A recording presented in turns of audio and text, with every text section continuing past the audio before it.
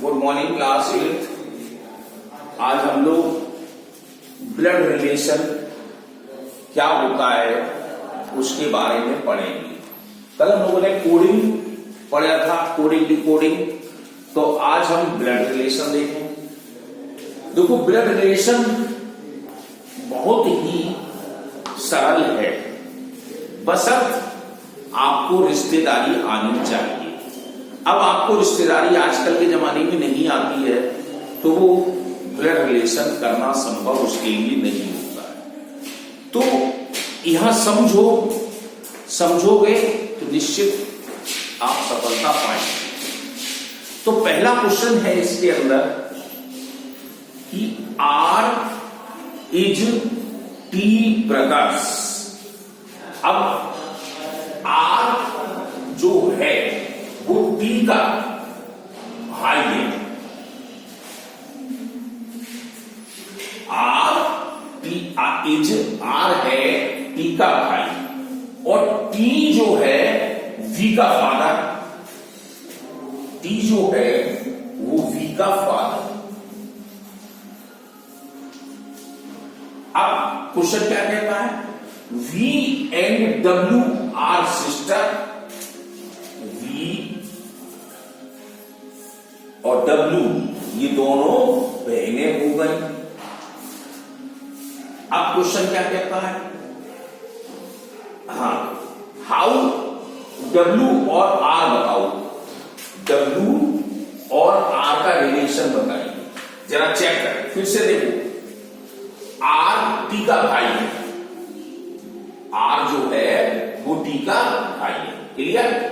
T जो है वो वी का फादर है, तो डब्ल्यू का भी फादर होगा, क्योंकि वी और डब्ल्यू दोनों सिस्टर है, दोनों बहनें हैं। तो ये इनकी डॉटर हो गई, ये पुत्रियां हो गई, डॉटर। अब क्वेश्चन क्या है? जो डब्ल्यू है ये टी जो है, तो टी जो है वो आर का भाई था, तो डब्ल्यू का रिलेशन क्या होगा? ये डब्ल्यू पूछा गया, तो सीधी सी बात है, ये बाबा हुए, ये बाप यहां पे पिताजी हुए, टी के पिताजी डब्ल्यू है, इनका रिलेशन है फादर से। ठीक है, तो फादर का भाई कौन होता है? ताऊ हो या चाचा हो। तो ताऊ चाचा जब होंगे तो डब्ल्यू आर का भी मतलब क्या हो जाएगा कि अंकल से होगा। या अगर उसके बारे में पूछा गया है कि डब्ल्यू से आर रिलेशन क्या रखेंगे, तो इसमें दिया गया है कजन्स, नाइस, आंटी, नेफ्यू। तो यहां अंकल है नहीं, चाचा भतीजे का हो गया संबंध, तो नाइस से माना जाएगा, क्योंकि ये डॉटर सिस्टर है इसकी, इसका मतलब डॉटर है, तो लड़की हो गई, तो लड़की भतीजी कहलाएगी। तो हम नाइस वाले पे टिक लगा देंगे। आ जाए इतना समझ में? नहीं आया है तो फिर से समझ लो इस चीज को। जैसे देखो, आर और टी दोनों भाई हैं। अब टी की संतान है वी। अब वी और डब्ल्यू कौन है? बहन है, तो मतलब डब्ल्यू का भी पिताजी टी होगा, और टी का भाई है, तो ये दोनों भाई हैं, तो भाई है तो ताऊ हो सकते हैं या चाचा हो सकते हैं, किसके? डब्ल्यू के। तो जब दोनों हैं तो अब अंकल हो गई उनके इंग्लिश में, तो अंकल का हम नाइस कहेंगे। ऐसे ही अगला है, के इज ब्रदर ऑफ वाई। के जो है वो वाई का भाई है। जरा ध्यान, बस आपको इसी तरह लिखने पड़ेंगे, समझना पड़ेगा। के और वाई का रिलेशन क्या है? ब्रदर से, भाई से। अब by is the wife of Z. By जो है वो जेड की वाइफ है। अब क्वेश्चन क्या है? By is the son of W. जो बाई है, सॉरी जेड है, वो डब्ल्यू सन हो गया। अब क्या कहता है? W is the wife of V. W है वाइफ वी। तो रिलेशन पूछा गया है कि व्हाट इज वी और वाई। ये वी और वाई का रिलेशन क्या है? अब जरा ध्यान देना,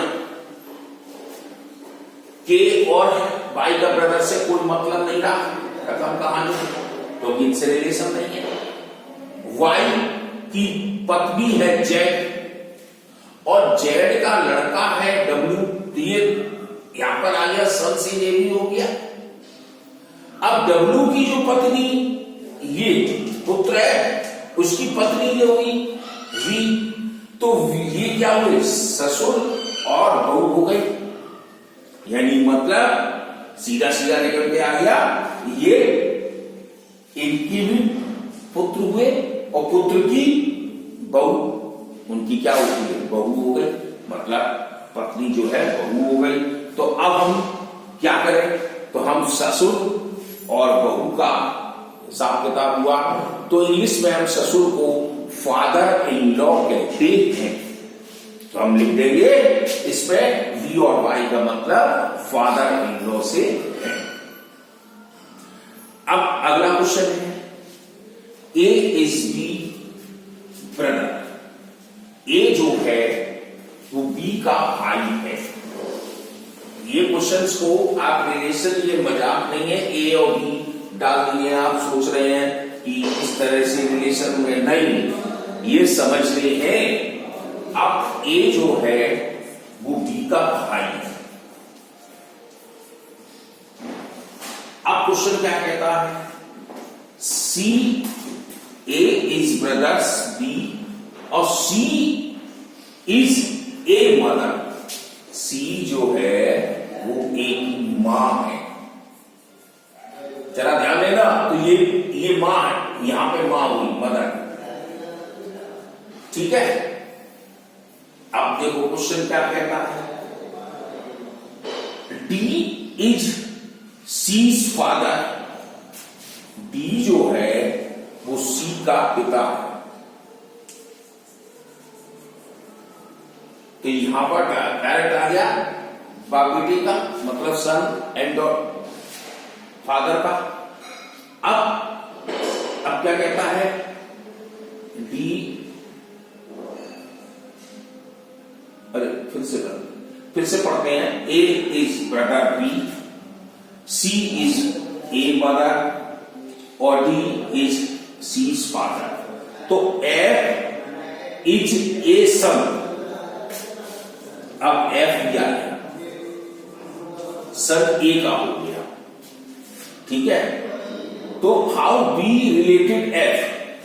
बी और एफ का रिलेशन पूछा गया है। तो अब जरा ध्यान दो, अब नहीं करने देखना है ए और बी, यहां एफ नहीं है, बी है, इसका मतलब इससे संबंध चलेगा। ए का भाई बी है और सी की मां ए है, तो इसका मतलब ये मां बेटे हो गए। तो इनसे रिलेशन बी का क्या हुआ? हमारा ये भाई है तो मामा बन गए, क्योंकि ये मां बेटे हो गए तो ये मामा हो गए। मां का भाई मामा होता है। अब आ जाओ, सी और डी का रिलेशन क्या है? फादर का। तो ये फादर है, यहां पर ध्यान देना है, ये फादर है। तो एफ कौन है? सन है ए का, ए का इसका, इससे रिलेशन आया। तो हमें बी और एफ का मतलब रखना है। तो जब ए जो सन है, ए एफ जो सन है ए का, और ये तो हमारा दोनों का रिलेशन, ये तो मामा बने यहां पर, तो यहां से रिलेशन क्या बना? तो हम कह देंगे ये ग्रैंडफादर का बना, यानी हमारे बाबा बन गए। क्यों? मामा को आपके बच्चे जो होंगे, यानी कि आपके पापा के जो मामा हैं वो आपके बाबा ही कहलाएंगे। इसलिए ये ग्रैंडफादर का रिलेशन बनकर तैयार हो गया। उलझा है, थोड़ा सा समझना पड़ेगा, तभी आप करेंगे। रिलेशन ऐसे ही नहीं आते। ऐसे P and Q R sister, P और क्यू सिस्टर है। जैसे पी सिस्टर इन टू, दोनों बहनें हो गई। अब P is mother of R, P की मदर हो गई R। अब Q इज डॉटर S, अब Q की ये पुत्री हो गई S।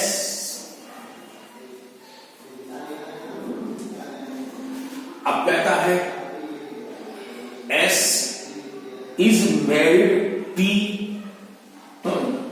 Q's daughter S is married T, इसकी मैरिड हो गई T से।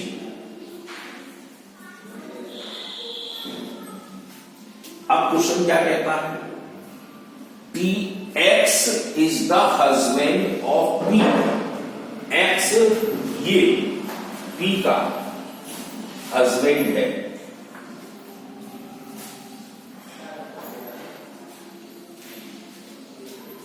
अब क्वेश्चन क्या कहता है कि how Q and T, Q और T का अर्थ बताइए।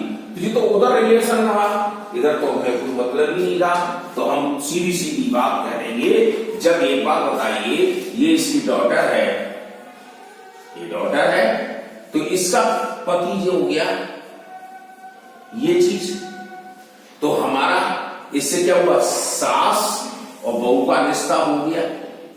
जब सास और बहू का रिश्ता हो गया तो हमारे पास आ जाएगा mother in law, mother in law हमारी बोली जाएगी। तो ऐसे ही आप अपना रिलेशन जोड़ते चले जाइए, और रिलेशन जोड़ते समय देखना है, न समझ में आए तो पूछेंगे, देखेंगे, फिर कल डायरेक्शन पढ़ाएंगे इस चीज के बारे में। तो आप निरंतर पढ़ाई करते रहिए।